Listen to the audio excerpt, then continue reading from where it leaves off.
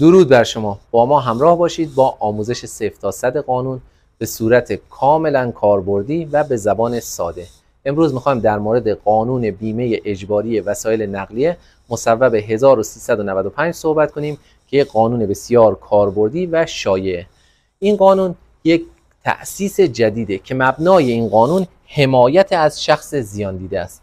واسه همین یک صندوقی تعبیه کرده به نام صندوق تأمین خسارت‌های بدنی. این صندوق تأمین خسارت‌های بدنی در مواردی که شخص بیمه نامه نداره یا بیمه نامه مدتش تموم شده یا قرارداد بیمه باطل شده دیه رو کاملا پرداخت میکنه.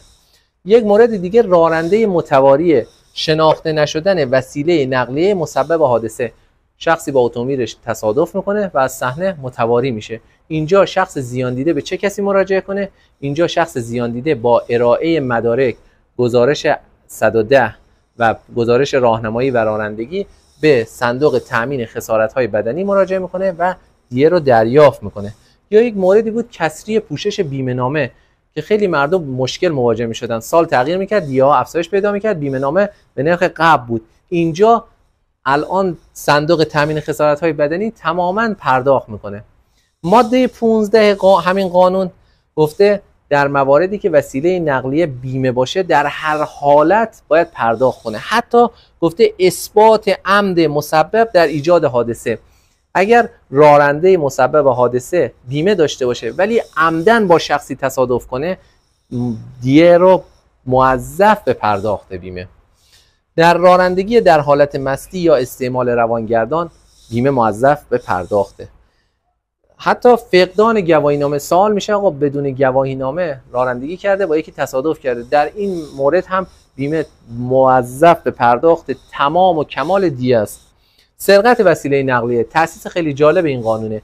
اگر یک نفر اتومبیل شما رو سرقت کنه، آقای سارق بره با یک نفر تصادف کنه، در اینجا چی؟ در اینجا هم بیمه موظف به پرداخته چون مبناش حمایت از زیان دیده. در موارد خرابی راه، نقص علائم یا تجهیزات بیمه پرداخت میکنه. اونجا بعد به اداره راه یا راهنمایی و رانندگی مراجعه میکنه و دیه پرداختی رو دریافت میکنه.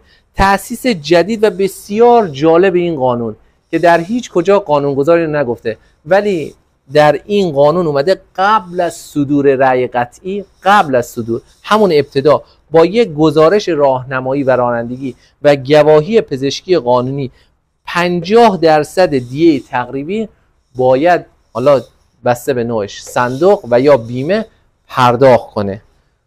موفق و پیروز باشید. امیدواریم که مطالب ما مفید و کاربردی باشه.